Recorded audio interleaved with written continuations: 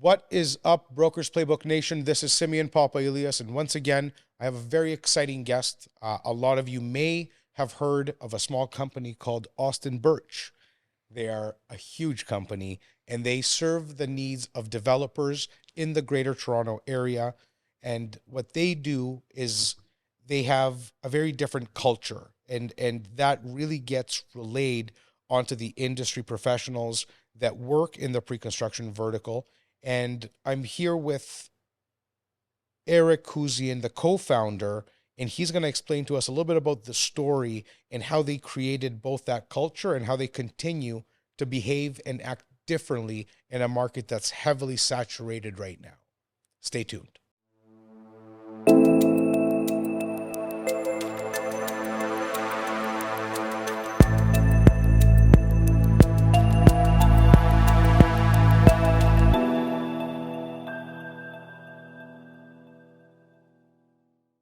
Welcome, everyone, to Brokers Playbook. I am with Eric Kuzuian, co-founder of Austin Birch.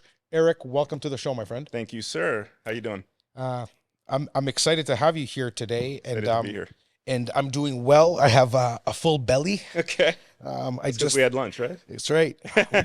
We just enjoyed some delicious Portuguese chicken. Yep. Right downtown Toronto, where we are right now, and we had a little talk.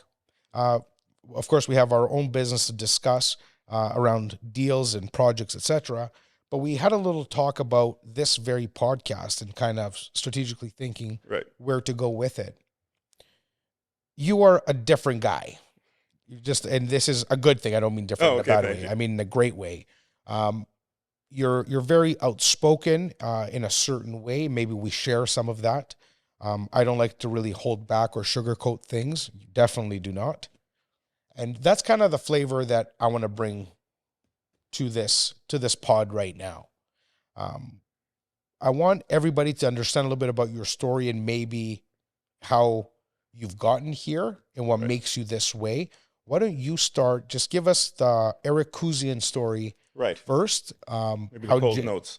Cole's notes and your relationship with Jamie, your co-founder, and how exactly you guys founded Austin Birch, and arguably the craziest year in our lifetime, 2020. So there's a lot to unpack there. Start anywhere, my man. Yes. I mean, much like most people, just started, doing real estate as a realtor and, not really knowing where I wanted to sell, what I wanted to sell, which is, I think, pretty common for most people when they get into the real estate industry. So I kind of associated myself with this, brokerage where it was very much a family-run small brokerage. And I liked the culture. I always kind of resonated to that, coming from like a family business background. And so, that kind of culture was always important to me. I wasn't never, and probably will never be, a big corporate kind of guy. Yeah. So, that was really important to me. Started doing a lot of business downtown. Opportunities presented itself downtown in King West. Became part of a brokerage there for many years, grew that. And part of that brokerage, which was PSR, we enjoyed the new sales side of things. It was something that I kind of gravitated to, enjoyed the marketing side of it, how to position projects. And you started in the business almost 20 years ago. Yeah, almost 20 years ago, exactly. So you've been part of that the rise of King West, the rise of West Toronto. So you were part of that scene. Yes, very much so. We were inundated. It was a scene. Yeah, it was around us every day. It was a young brokerage that was, took some time to, I guess, make a bit of noise, but it started growing organically. We were never, again, part of that corporate positioning or approach was we weren't really looking to grab agents or market for more agents. It just all happened pretty authentic and organically. And then we started, obviously doing sales for developers, and that started growing. And around 2017, I realized that I wasn't enjoying the brokerage business a lot. It wasn't for me, and I really enjoyed the new sales and marketing side of the business. So there was an opportunity for me to exit out of that company, which we did in 2018. I thought I'd take a year off or so. So it was a pretty fun time where I'd never experienced that. I actually went away with my wife and didn't have an email that I had to answer to because I had no company anymore. So it was liberating soon. It was very, very liberating. And so I thought I'd enjoy that. And Jamie, who was a partner with one of the offices back in our previous company, decided to come with me, and we wanted to kind of decide what we were going to do. And we had all these other ideas with international brands and all that kind of stuff in the real estate industry. So we traveled, we looked at different markets because we were convinced and knowing so that, you know, Toronto was going to get to 1,500 a foot, was going to get to 1,800 a foot, was going to get to 2,000 a foot. So how are these other global markets facilitating those type of sales at those type of prices? So you spent both the time and money to actually put your boots on the ground in other global cities to do your market research. Correct. Because, you know, as I said, you're a different guy. Yeah, we've had a great run. We know that. Obviously, you know, factoring in the last year is not evident, but you know, Toronto's obviously seen a crazy trajectory in terms of growth and units being absorbed. And what we realized when we traveled and we looked at everywhere in the world is there's really no other place that was doing it, so like Toronto was. So when we were talking to creative agencies from, you know, our idea was, let's stop staying so local. We have such a robust pre-con market that we should be looking at creative agencies all around the world. We should be looking at architects from around the world. We should be looking at PR agencies or interior design companies. So to just offer a different level of service to our clients here.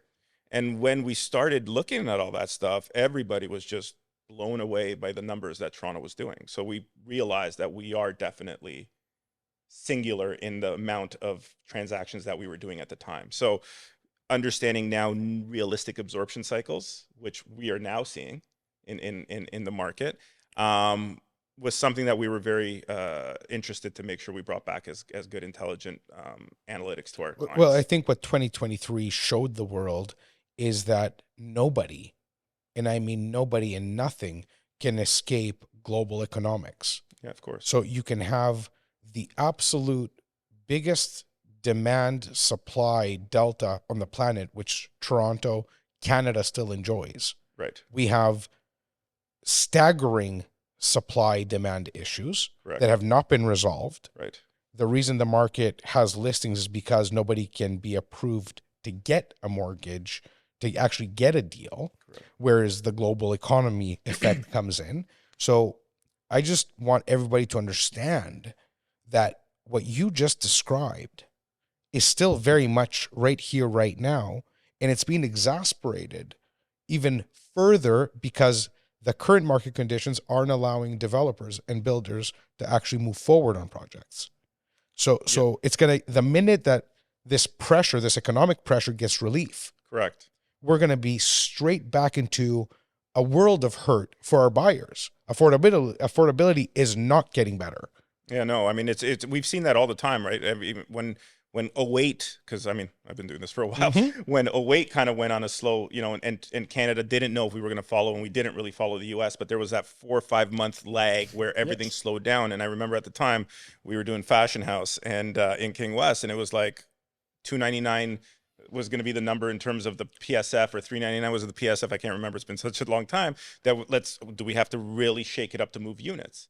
And as soon as we thought of that idea, boom, the market had come back anyway. Like so every time Toronto historically, and I'm talking when I say historically, the last 10, 15 years, has seen a slowdown, same with 2017 with the HST and it just shot right back up quickly, as opposed to, so to your point, yes, as soon as that flicker, that consumer confidence or that mentality and psychology of like, no, I want to get back into the market, it's gonna the trajectory. And just to expand a little bit on that, 08 was a 6-month lull. It was my first year in business. I got licensed in the beginning of 07. I bought my home, pre-construction home in Oakville during that 6 months. Right. Because I closed in 2010. Right. Because everybody was so nervous. Everybody thought it's going to be the U.S. Yeah.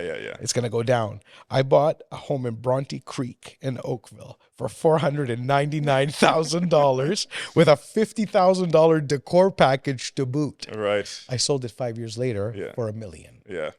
Lottery ticket. Yeah. It's a lottery ticket. Yeah. And that's and I'm speaking to that because this market right now has significant opportunity. Right. Tremendous opportunity. Yeah. And I want to I want you to go back to the story we were speaking, but I do want to come back to how an agent, if it's one thing that you give well, is a specific insight as to how to look at things. Yeah. I want you to. Yeah, I'll definitely touch on that. Definitely. It depends. Yeah. So going back to your global insight, you and Jamie come back.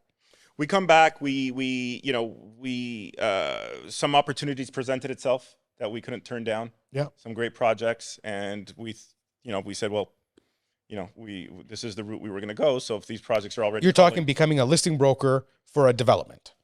yeah, pretty much. Basically running the sales and marketing for a developer specifically. And we made a decision that that's all we're going to do. We don't want to be in the brokerage business. We want to just focus, again, specialize in what we enjoy the most. That is part of the culture. Part of the culture, make sure you're doing what you enjoy and what you're real about.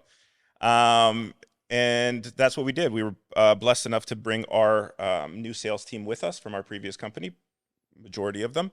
And we were able to start Austin Birch. And funny story with Austin Birch, I'll tell you quickly. So as we doing our travels, we did meet these creative agencies. And there was this great creative agency out of New York that we loved. And we hired them to do the Austin Birch brand. And it wasn't a brand yet in terms of the name. And, we hired them. They did all these surveys and they did all these tests and this and that. And they came to us with this very detailed marketing book that said, this is what we think the name should be. And we joked with them during the process. And we said, well, Jamie lives on Austin Crescent. I live on Birch Avenue. And they came. Come on. Yeah. Yeah, man. I'm telling you, they looked at us. And that's what I love, the real, and Conway out in New York, by the way, give them a shout out because they're great people. Shout out. They were real enough to say, we've done all this study and research and survey, and everybody likes just your street names. So forget this crap that we showed you that we can do. This is what resonated the most with people. So that's how Austin Birch kind of became Austin Birch. That is incredible. Yeah. I had no idea. Yeah. We weren't just picking the whitest names possible. It was just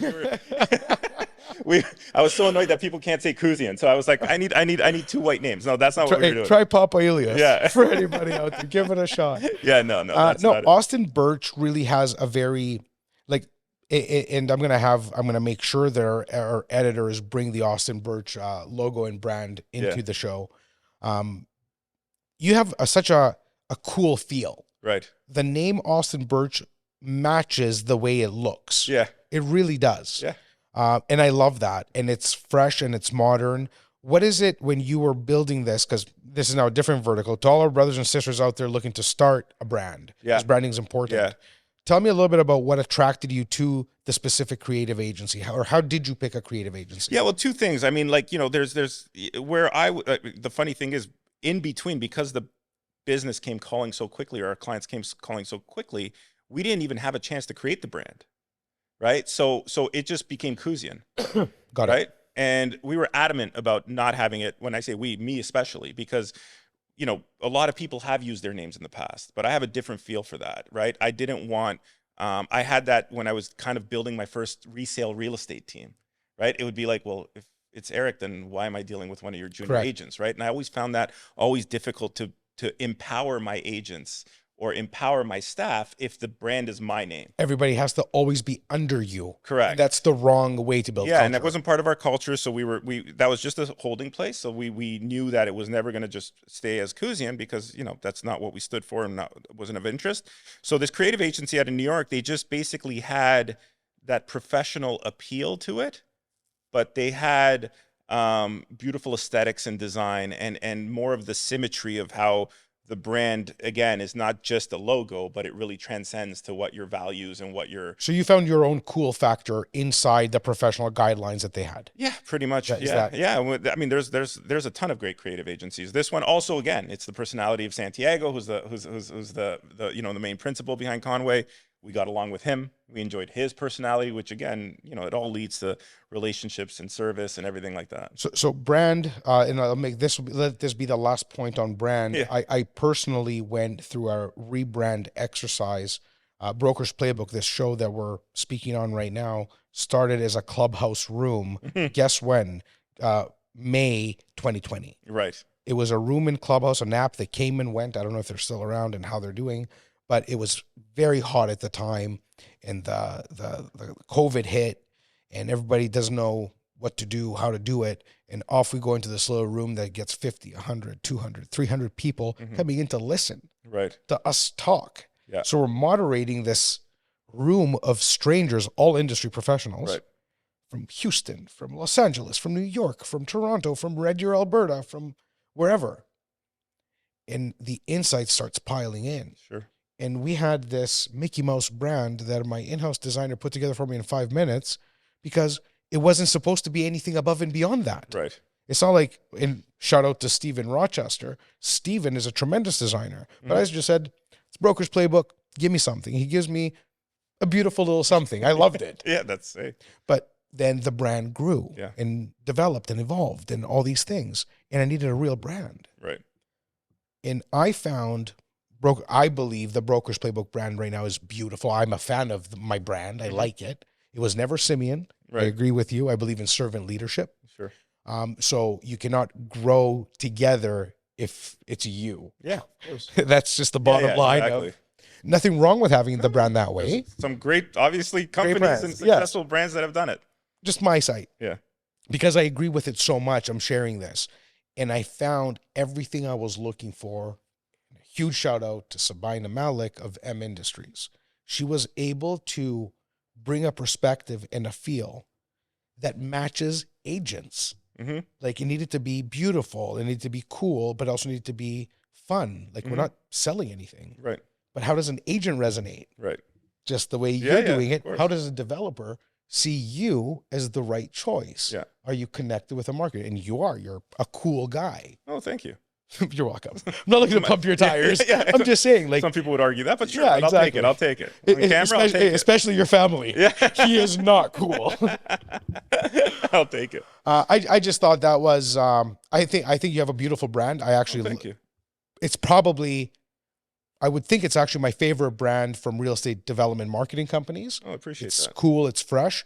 And I think you make it look that way too. So I think it found the character and the brand fit each other. Yeah, of course. And so does your whole team, Yeah. by the way. I know. Everybody lives the brand, Yeah. represents the brand. Yeah, we're very lucky. We have a very talented team. We have a team that kind of, shares the same values, the same passion, the same beliefs, which again is very important for a company. And it gets challenging when you have to get bigger and bigger and bigger because it's tough to kind of expect those type of values and those type of opinions or approaches to the way you market or sell or enjoy your company of a company it gets challenging as it gets bigger and bigger. Yeah, because the culture gets tested Of by course. new dynamics, new problems. New personalities. I mean, with that being said, that's a perfect segue into where we want to go. And where I want to go is you have been ultimately successful in selling product for your clients, into engaging the agent community, which I'm part of. We work together where you bring me inventory. Right. So a very significant part of my life is when you and the people such as yourself, the other marketing companies, provide us inventory to sell to our clients. Right. A lot of agents, and I'm going to say 95% of agents, are resale residential agents. Right. I have used this podcast to advocate the benefits of adding the pre-construction vertical to one's portfolio of tools that and value proposition they can create for their clients. You specifically were the first marketing agency to create a sales university. Right. Yeah. I'll take you there. Yeah. Okay. Sure. Let's because go there. because I'm an educator to the industry myself. Right. And my number one goal is to see my colleagues win, because when they win, I win. Right. And you win. Yeah. Of course. So one more agent understanding how to add value with pre-construction helps you because she can sell your inventory. Right. Which makes you do your job better. Right. And they made a truckload of cash. And the consumer bought an investment property. Yeah. Take me down, Austin Birch University. Take me down. Yeah. I mean, it was a way where we started realizing that, us presenting in front of people, whether it was projects, whether it was how-tos, whether it was, did you know this? Like the presentation aspect in front of agents was always something, and it's nothing new. People have been doing this, whether it's conferences or whatever it is, for a long time. But then you get to a point where you're only hitting a certain amount of people, right? Because we just don't have the time to get in front of so many people so many days of the week. So we figured that a lot of times, a lot of people want to get into pre-con, or a lot of resale agents, and it's not just pre-con, they're always looking at what the person who's, call it, successful is doing, and I want to do that. But I don't realize what it takes to do that. Right. And sometimes it's not even the hard work of it. It's the simplicity of really understanding that part of the business. So, anybody, and, we can, I'm a big advocate about one of the biggest challenges I think we're finding with our agents or the agents in the resale and pre-con industry as buyer agents is, we're all influenced by why we see on Instagrams or social and this and that. And it's like, oh, that guy's doing so well, or that woman is selling every single project. And they don't realize what it takes to do that. And they don't realize the marketing budgets that are associated with it. They don't realize the type of business model that they're kind of saying, I want to do. So, every time we get the question all the time, Simeon, is how do I differentiate myself? I tell people, you don't need to differentiate yourself. You need to understand the business model you want to get into. And what I mean by your that, very own business model. Correct. What I mean by that is if you want to do online lead generation in the pre-con world and you want to flyer every single project that gets sent to me every day because I'm on your registration list. So every day you're sending me something else. The next day you're sending me something else. Here's another project launch. There's nothing wrong with that. There's a lot of people who've made great money.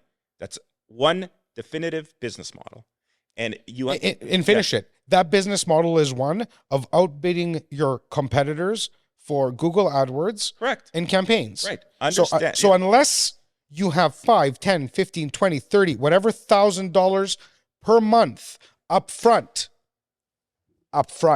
right, to get those leads, convert them, and get paid in 3 to 4 years, right, understand that business model may or may not work for you. Right. But it's like anything else, because if I say that that's my business model, I need to study that business model. Yes. I need to then realize that I'm a flyer or I'm a resource, right? I'm not maybe looking to know my clients' kids' names, birthdays, and that's fine. You don't need to. I'm a resource and I'm going to generate that lead. I have a program of that lead. When it comes into here, I'm going to push it off to any project I want it to do. And I'm going to do this, and it's going to cost this kind of money and this kind of advertising, and this is my return, and great.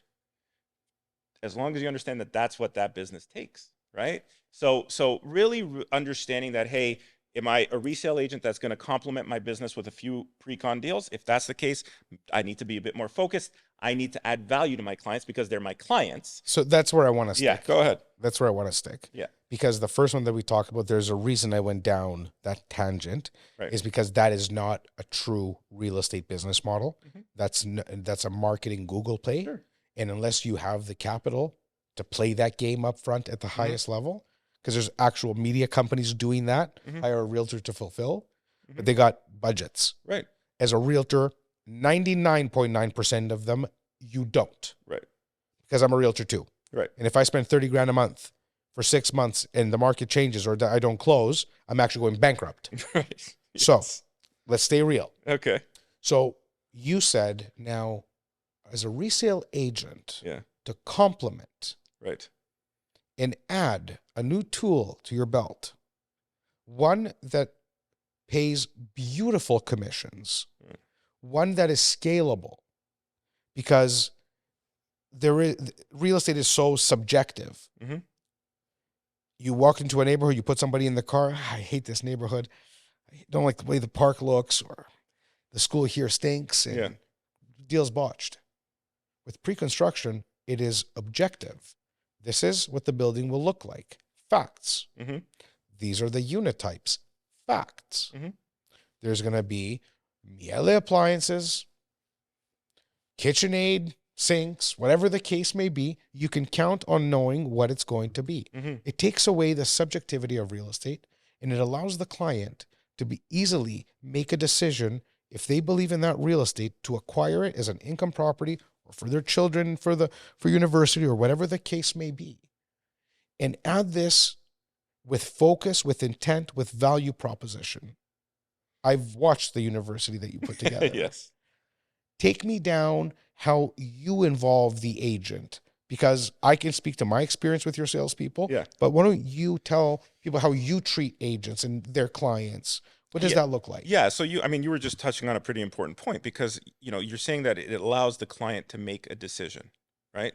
But that client, as a resale, typical or traditional realtor, and call it fiduciary duties, that client is looking for you to guide them Mm-hmm. in a certain way. They'll make the decision, but they need you to guide them, because if they're not looking at you, then they can go back to the flyer and you're an order taker. right, exactly. So because that client is looking at you, you can't possibly think that 40 projects are the perfect fit for that client. Right. So it is your job as a realtor, and what we say as our university is, we know. I mean, this last, call it fall 2023, that just happened, 45 projects launched. It was insane. And exactly. Everybody was out every night. I am still exhausted. Yeah, exactly. And out of 45 projects, you can't tell me that every one of them is right for your client. Right? Your client. Or right at all, for that matter. Exactly. So really understanding which projects make sense for that typical client. You know, you made another statement, Simeon, that I, you know, not that I question it, but most people don't really understand what you meant by it is a great time for an opportunity for buyers right now. Yes. But the other problem that people don't realize is an opportunity is only an opportunity if you can capitalize on it. That's right. Right? So yes, there's great opportunities. There is projects that are giving you crazy incentives. There are great deals out there to be had, but it's only a deal if you know your client can capitalize on it. So just because something is a great deal in your mind, don't take it to client number one if you know that they are not financially capable or mentally capable to transact. So it's no longer an opportunity for that person. So you really need to start understanding your client base, the projects, and which ones make sense for what product. Well, to take it, we can take that as deep as we can, or we want to. Sure. The entire foundation of my business partner, Jazz Takar, and myself, is we've never compromised our client, ever. Mm-hmm. Never, under any circumstance. We've said no to more people during the gold rush of real estate when money was free, and I'm just talking the last 3 years. You're right. There was more people, like you could say real estate, and there was people throwing their clothes at you. Can you get me this? Can you? All the nonsense. I declined. I can guarantee you we declined over 100 deals, mm-hmm. because not only were they speculators, the client was actually so ignorant to the asset class, mm-hmm. that they didn't know the financial suicide they were about to commit. Right. So we saved over, I know for sure, because we actually went back and tallied it, over 100 people were declined to transact. Hopefully they didn't go somewhere else, because nobody else would decline a deal. Right. But we did. But we do an actual professional intake with our clients, right. Like a KYC, like a know your client. Yeah. If I just met Eric, have a seat. Yeah. If you're uncomfortable in answering these questions with me because we're strangers, unfortunately, we're not going to be able to work together, because if I represent your best interests, I have to know, or we have to together clearly establish your goals and objectives. Right. Yeah, I think that's also, like, you know, again, segueing into why, you know, university was created with Austin Birch University, is because we were realizing that a lot of the agents who were coming in had the clients, but they, you know, the knowledge wasn't there. They weren't advising their clients properly. They didn't understand the details of transacting in pre-con, or what the questions or challenges that these clients might have down the road. And so, you know, it was to make sure that a lot of the agents were knowledgeable when they did have that client, because the worst thing you can do is actually have someone who is ready to transact or purchase with you, and you lose that deal based on the fact that you're not educated properly. Right. It's a sin. Right. It's a sin. Exactly. Because it's hard now. I mean, more than ever in the markets that we're just going through now, to even get that client, right? So the fact that you have one and you're going to lose them because you're not educated in the process, was something that we were like, you know, we're not doing our industry any good if this is the type of education we're putting out there. So we wanted to basically hone in on that, importantly. And secondly, like you said, give a lot of realtors the confidence and the comfort knowing that there are different ways to transact in real estate to supplement your income or to complement your income. And it's a great way. I mean, NewCon is a great way for people to get into the marketplace, where we saw more than ever in the last couple months, if you're not liquid, it's going to be impossible for you to get into, and never mind the affordability issues. I mean, we can talk about that for days. It's crazy. Right. So, you know, it was always a good vehicle, a good tool for people to get in. And we want to make sure that the realtors in the industry were knowledgeable enough to really understand it, and at the same time, not to lose out on this, way to complement your income. I love that. And of course, not only do I agree with it, Broker's Playbook, the platform itself, has a broker portal where all the inventory of Austin Birch sits. Right. And this is where we train our agents, we train our fellow brothers and sisters in the business to actually log into Broker's Playbook, listen to this podcast. You can listen to it and watch it on the platform. But the minute you're done, how about you log into the portal and take a look at what opportunities you can bring to your clients today? Sure. That's the point of collaboration. That's the point of spreading awareness of Austin Birch, what it does. I can say without a doubt, your team is one of the easiest and fluid process-driven teams I've ever worked with. Oh, thank you. The reservation sheet goes in, outspits the choices, the options, the support. Does your client need to come in? Does all the things, support. Right. That's what I believe agents need the most, especially if they're starting out in the business and don't necessarily understand. Don't pretend you understand. Right. You can hurt your client. Yeah, sure. So there are and that's why I'm saying like your team is great. If you're going to work with someone that actually enjoys to support you. Yeah. You smile when you're helping someone. You're not frowning. You're not doing it to do them a favor. Yeah. You enjoy doing what you do. Yeah. As do I. Yeah. There are ways to support each other, which takes me to your last talk. And we were snarking on that before we started the podcast. In the fall 2023, just now, during that barrage of launches, you launched an iconic project. It is arguably the best location of any project in the city for sale right now. Right. We're talking about Queens Quay. Yeah. We're talking about Q Tower. Q Tower. I mean, we can talk about it. Yeah. It's live. It's out there. Q Tower is incredible. Yeah. The team involved in it, the whole culture behind it. Yeah. The artists that's involved in it. Yeah. I mean, we're not going to make this about Q Tower. Yeah. But at the event, it was hosted right down at Real Sport. Yeah. That was a fun night. 1,000+ agents. Yeah. Insane event. You walked in and you had a speech. You had something to say. And it wasn't the typical rah-rah. Yeah. I think most people know that if I'm presenting, it's not going to be typical. That's for sure. That's for sure. Once again, you're a different guy, Eric. You're a different guy. Yeah. Give us the essence of what you spoke about that night. Yeah. I think, I get this question a lot in terms of in terms of presenting, creating an energy and creating a certain feel for a project, or, I think it's really, again, understanding your audience. It's the same as a realtor or a pre-con realtor understanding their audience. So, for us, we've realized that first and foremost, 40 launches, we keep talking about, I think it was even 48, 49, maybe, I don't know. But knowing that these agents are at a dinner or at a lunch every night, the idea to go back and do something that is the same as everyone else every night, you're just getting lost in the Makes shuffle. no sense. And then when you have something spectacular like a legacy project like Q Tower, we were very fortunate enough to work with Lifetime and Diamond Corp, who are the developers on the site. Those boys are great, by the way. Yeah. I met them. We did an interview. Yeah. They're fantastic. Yeah, they're great. Lifetime has always had a huge component of culture and the arts as well.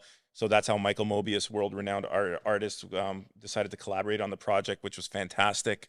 So it was the right opportunity for Austin Birch, and lucky enough that we were selected. And I think the whole process of even the selection was very authentic. And they had to do things a little differently than they're not used to doing. We had to accept things that were a little differently than we wanted to do. But at the same time, you sit around, you're like, I want all these people to be at a table together.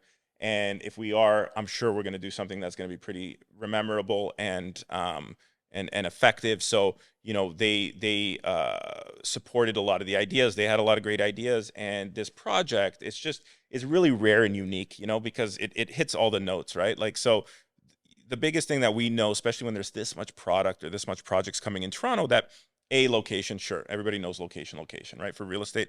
But it wasn't just about the location. One, it was the only project in the last 20 years that was the south of the Gardiner on the waterfront that was in that iconic landmark location, because everything to do with waterfront is going way east. Obviously, Humber Bay West is being developed as well. But in terms of what's being done on that waterfront, harborfront center area, there hasn't been a project there in 20 years. And because of that location and the way that Lifetime and Diamond Corp engineered the architecture, it was also unique that it guaranteed and preserved these amazing views. It's insane. From almost every suite. And, you know, and kudos to having the experience and the knowledge for them to be able to create something like that, and having it in that location, and where it's, and then, you know, taking it a step further. And what I mean by that is, you can have great locations, you can have great price, but then the units aren't great, or the layouts aren't great. Always something. Right. So, you know, the fact that every single unit was perfectly laid out, every single unit had outdoor space, balconies, every single unit had bedrooms on windows, no internal bedrooms. So it was the location, it was the product that was great, and servicing the way that the investor or the end user in that location is demanding their product to be. And then, of course, we came out with a price that was because of this year, right? If this was a year and a half ago, it would have been $100, $150 a square foot more easily. But because of the timing that we're dealing with, the price was adjusted to make sure that it sells. Well, it's also the matter that those developers specifically are well capitalized, been in the business long enough, 40 plus years each, and that's just it. Yeah. So the way they look at the market, and their money's simply just longer, where they can afford to adjust with the market. Yeah. Other developers either have to cancel, right, because they don't have a choice of selling for anything less than the pro forma dictates. It's a big deal. Of course. It's a big deal. And that's what experience comes with. That's right. That's when experiences of like Steve Diamond and Mel Pearl and Brian and That's right. Ty and these guys are just like, you know, smart enough to understand that, like, yeah, we understand this is pretty important and this is an amazing location, but we also understand the market today. And so we, you know, for them, we were able to position it, offer it, and, you know, kudos that it got very well received. And tell me a little bit about the presentation you did at the event. Yeah, well, I mean, Norm Lee, who's obviously, you know, a real estate maven in his own mind, in terms of like the way he's obviously created some great renderings, great videos, AV video. He just has a good vibe to him, so we always enjoy working with him. He was on the project, and we kind of came up with these ideas of different ways where we can integrate these great screens and these great video contents, and make sure that it's exciting and it's engaging and it's not, you know, repetitive. So, you know, I think we had, I'm pretty sure it was over 1,400 agents actually showed up on that night. And there was a small stage, and I ended up jumping on the bar because I had a better elevation of seeing everybody. And it was really kind of scared, because on one side I had like a $30,000 Mobius art piece that was being given away. On the other side I had this very expensive 10-foot scale model. So it was like, you know, I was worried about jumping back and forth, but the energy was great. The offering was great. The vibe, the music, everything was fun. So I think it was a great way to kind of end this really busy season of launches. And I think the whole industry was rooting for us, because I got calls from a lot of other clients and a lot of people. Yeah, I just thought to share it because it wasn't a typical platinum party. Right. Platinum is for those outside the Toronto pre-construction market. It's a kind of industry. It's become an industry description for kind of that top echelon of pre-construction agents. Yeah. It was inclusive of hundreds, 1,400 agents, which is nice to see. Yeah. Because again, we're seeing a democratization of the pre-construction industry as a result of just 8 months ago, there was no inventory. Right. So in the beginning of 2023 up to May, there was no inventory on the market. Right. The flood happened after 2 more increases where people said, I can't take this anymore. Yeah, of course. But nothing's changed. Yeah, no. So you had a bunch of resale agents with no business looking for business. Yeah. So they looked at pre-construction. And now pre-construction industries, people like you, respond with universities to help them, to train them, to expand your reach. It's been a beautiful thing. Yeah. With that said, I want to close this off. I want to thank you for everything you do for the industry. Oh, man, thank you. For anybody listening or watching, please check out Austin Birch. They have a beautiful website, as we spoke about the brand. They have a tremendous amount of opportunity for you to work with their projects. You can obviously find all their inventory with brokersplaybook.com. You can reach out to his team directly if you have questions on how to best work with them. It's a big place. The world's a big place. You don't have to worry. But definitely check out Eric and his team. They're incredible. Thanks, man. I appreciate it. Thank you for being on the show. Of course, anytime. See you Enjoyed soon. it. Thanks, bud. You bet.